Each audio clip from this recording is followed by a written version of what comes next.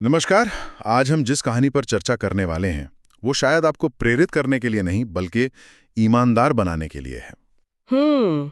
ये एक ऐसी कहानी है जो एक बहुत ही गहरा और जरूरी सवाल पूछती है। और ये एक ऐसा सवाल है जिससे हम सब रोज भागते हैं, है ना? अपनी टू डू लिस्ट और डेडलाइंस के पीछे कहीं छिपा देते हैं। बिल्कुल लेकिन ये सवाल हमारा पीछा नहीं छोड़ता। सही कहा।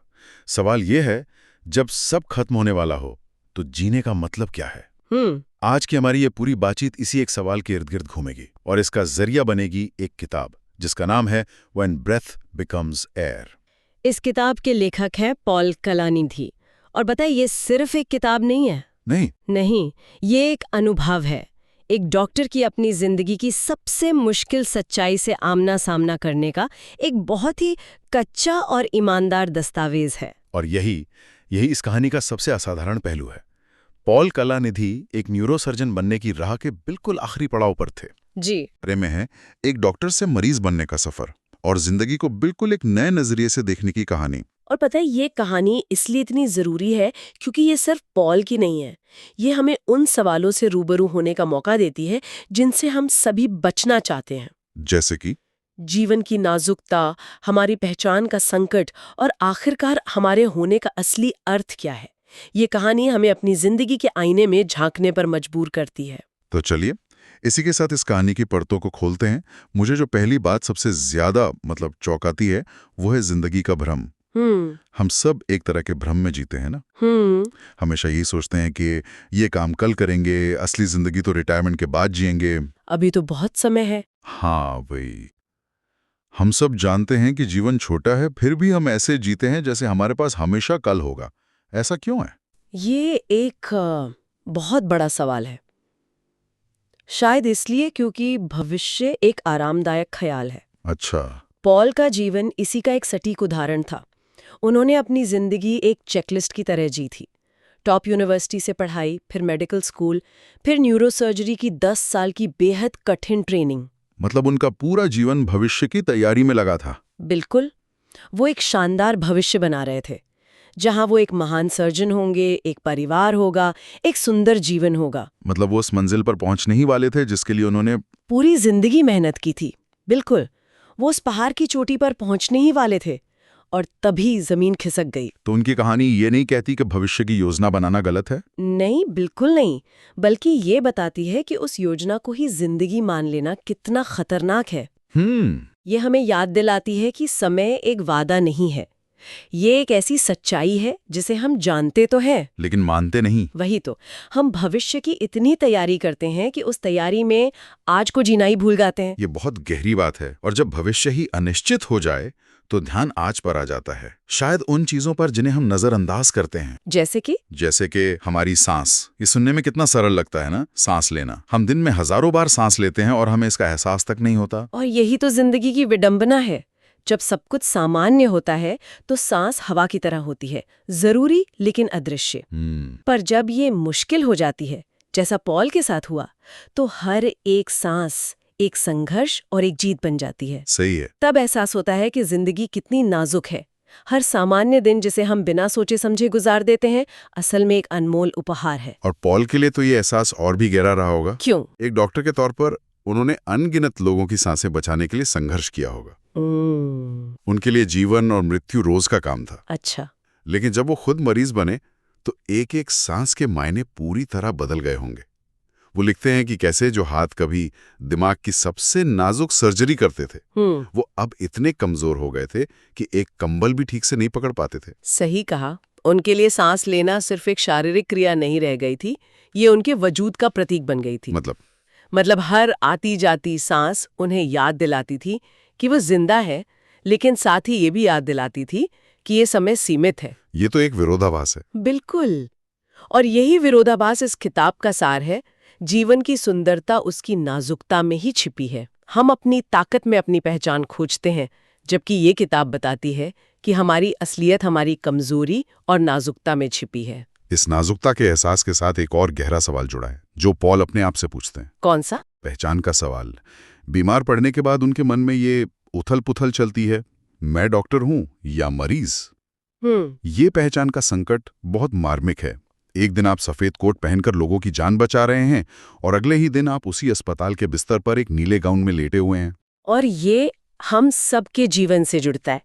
हम अपनी पहचान अपने काम, अपने पद, अपनी सफलता से जोड़ लेते हैं। हाँ, कोई कहता है मैं इंजीनियर हूँ, कोई कहता है मैं मैनेजर हूँ। बिल्कुल।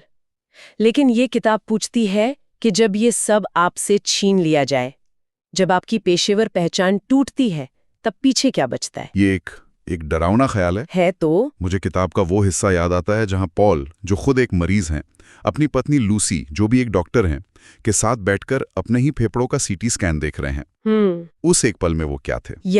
यही इस किताब का सबसे शक्तिशाली क्षण है।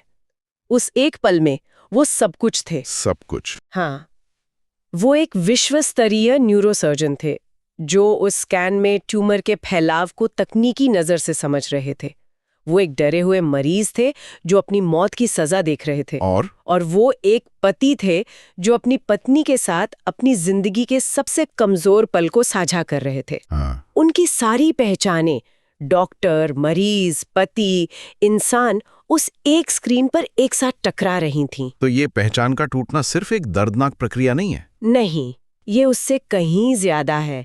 ये दर्दनाक तो है, लेकिन ये एक तरह की आजादी भी है। आजादी कैसे? जब पॉल की डॉक्टर वाली पहचान धुंधली पड़ने लगी, तभी उनका एक इंसान के तौर पर असली रूप और ज्यादा निखर कर सामने आया। अच्छा। ये किताब हमें सिखाती है कि हमारी असलियत हमारे पद या हमारी उपलब्धियों में नहीं है, बल्कि हमारे महसूस करने की क्षमता में है, हमारे रिश्तों में है, हमारी भावनाओं में है।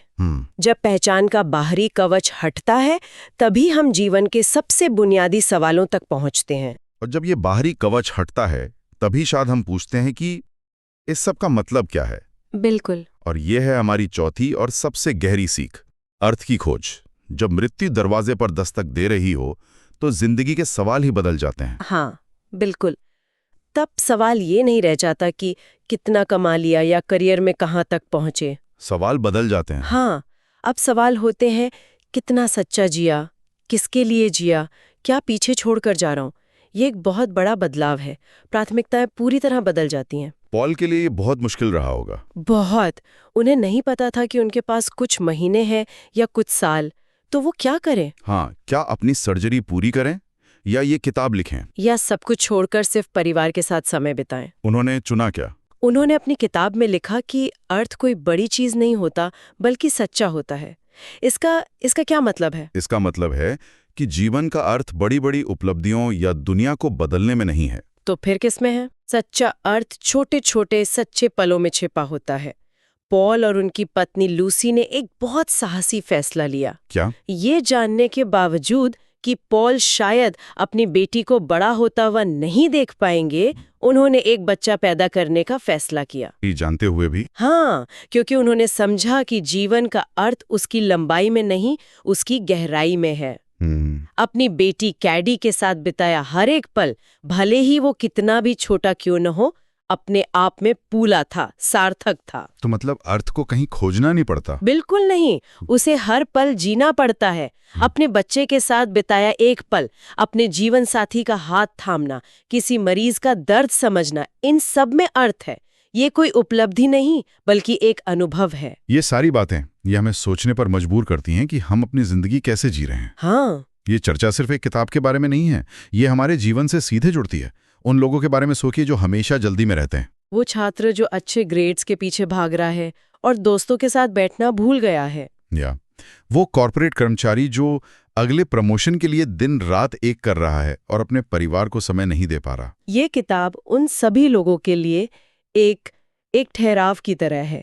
ये बहुत शोर नहीं मचाती, चीखती चिल्लाती नहीं है। ये बस बहुत धीरे से, बहुत शांति से आपको रोककर कहती है, ठहरो, सांस लो, अभी जिंदा हो। और आज की भागती हुई दुनिया में इस ठहराव का महत्व बहुत ज्यादा है। बहुत ज्यादा। हम सब कुछ हासिल करने की दौड़ में ये भूल ही गए हैं कि हमारे पास सबसे कीमती चीज अभी इसी पल में मौजूद है, हमारी सांसें, हमारा जीवन। ये एक बहुत शक्तिशाली संदेश है। तो अगर हम इस पूरी चर्चा का सार निकालें तो वो क्या होगा? सार यही है कि जिंदगी की लंबाई हमारे हाथ में नहीं है। कोई नहीं जानता कि उसके पास कितना समय है, लेकिन उस जीवन की गहराई पूरी तरह से हमारे हाथ में है। हम चुन सकते हैं कि हमें अपना समय सिर्फ काटना है या उसे पूरी सच्चाई और संवेदना के साथ जीना है। पॉल कलानिधि ने अपनी जिंदगी के आखिरी महीनों में एक पूरी किताब लिख डाली, एक बच्ची को दुनिया में लाए और अपने काम को भी पूरा किया। उन्होंने समय की कमी को एक बहाना नहीं बल्कि एक प्रेरणा बनाया। बिल्कुल। और आज ली गई हर सांस, जिसे हम शायद महसूस भी नहीं कर रहे हैं, वही सबसे कीमती चीज है। हाँ। ये कहानी हमें याद दिलाती है कि जिंदा होना ही अपने आप में एक चमत्कार है। इसी सोच के साथ मैं एक अंतिम विचार छोड़ना चाहती हूँ। बताइए। ये कहानी हमें ये सोचने पर मजबूर करती है, अगर किसी को अपनी पूरी जिंदगी का सार कुछ शब्दों में बताना हो तो क्या वो अपनी डिग्रियों, अपनी तनख्वाह या अपनी गाड़ियों के बारे में बात करेंगे? शायद नहीं। या फिर वो उन सच्चे रिश्तों और उन अनमोल पलों के बारे में बात करेंगे जिन्होंने सच में जिया था? ये एक ऐसा सवाल है जिसका जवाब हम सभी को अपने अंदर खोजना चाहिए। जी। और अगर आज की ये बातचीत किसी के दिल को छू गई हो तो इसे किसी ऐसे व्यक्ति के साथ जरूर साझा करें जिसके साथ एक सच्ची बातचीत करने की जरूरत महसूस होती है। और अगर आप ऐसी ही गहरी चर्चाओं का हिस्सा बने रहना चाहते हैं तो आप हमें फॉलो कर सकते हैं। ये हमें इस तरह के और विश्लेषण आप तक लाने में मदद करता है। हम चाहेंगे कि आप अपनी भावनाएं हमारे साथ साझा करें, टिप्पणियों में जरूर लिखें। आज की सांस के लिए धन्यवाद। ये सिर्फ एक वाक्य नहीं बल्कि जिंदगी के प्रति आभार जताने का एक तरीका है। हम कल फिर मिलेंगे एक और गहरी चर्चा के साथ। तब तक अपनी हर सांस को महसूस कीजिए। धन्यवाद।